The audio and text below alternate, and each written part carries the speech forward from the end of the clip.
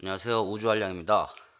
한 20년 만에 기타를 치니까 기타를 어디서 고쳐야 되는지 되게 막막하더라고요.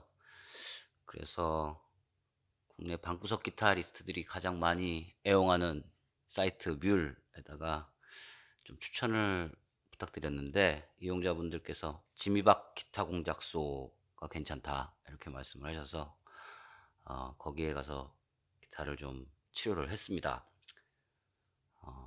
그러면 한번 찬찬히 살펴보겠습니다. 아시다시피 뭐 스티브의 시그니처 모델이죠. 이 잼 77FP, 뭐 1988년부터 2004년까지 생산이 됐고요. 스티브 바이의 집에 있는 커튼에 있는 패턴을 그대로 이걸 했다고 합니다. 역시 이런 커튼을 가지고 사는 사람, 예, 좀 독특하다고 생각이 되네요. 뭐 일단 바이의 시그니처 모델이니까, 잼 모델이니까 이 멍키 그립이 있죠. 손가락 모양으로 이렇게 파여 있어서 들고 다니기 좀 편하고요.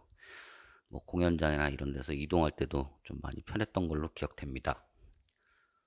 베이스우드 바디의 도장이 참 좀 특징인데요. 특별하다고 해야 되나?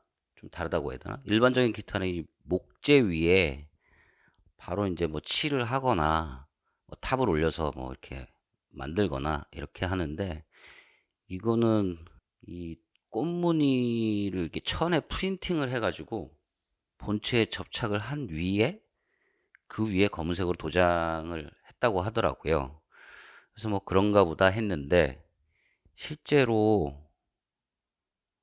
보니까, 파인 곳을 보니까 목, 목재 위에 이렇게 그물망 같은 게 이렇게 있더라고요. 그래서 그 말이 사실이구나, 이런 거를 좀 확인했습니다.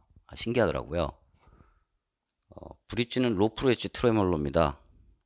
좀 뭐 예전에 악명 높기도 했는데요. 뭐 튜닝 잘 가고 막 그런다고.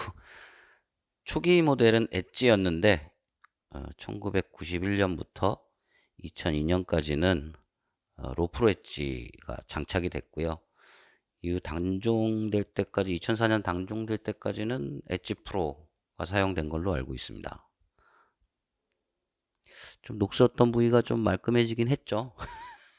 방청제하고 칫솔로 조금 작업을 했고요.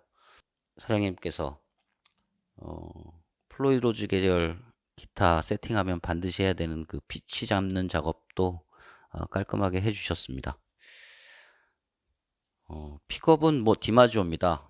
그 옛날에는 디마지오가 많이 썼죠. 뭐 헤비메탈 하시는 분들은 뭐 지금이야 덩컨이나 EMG 뭐 이런 거 많이 쓰지만, 그 옛날에 EMG 8185 쓰시는 분들은 거의 뭐 메탈리카나 이런 거 하시는 분들이 많이 썼고, 디마지오 쓰시는 분들은 좀 솔리스트 경향이 좀 있으신 분들, 톤 좀 열심히 잡으시는 분들이 많이 썼었던 걸로 기억합니다.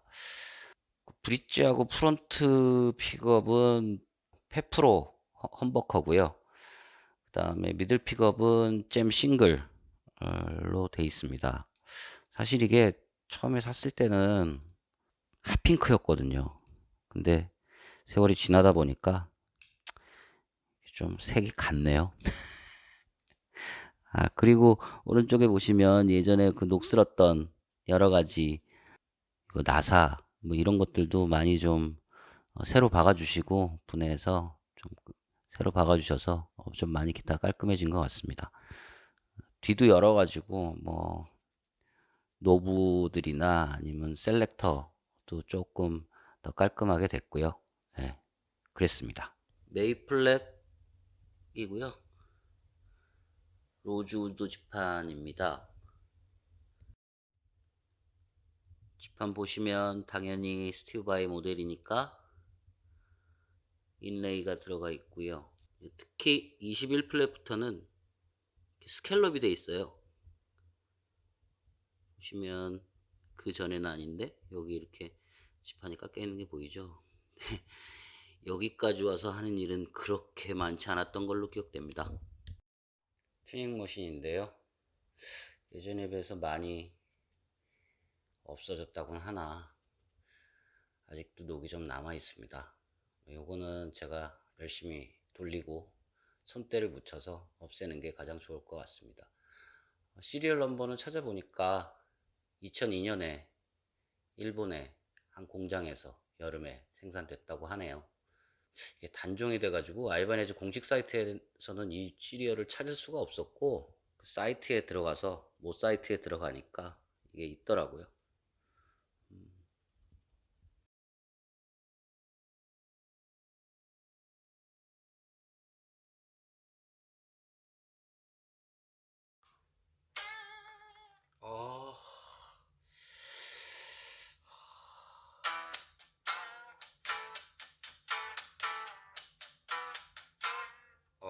아, 손 아프다. 손이 이렇게 됩니다. 열심히 연습해야 되겠습니다. 끝.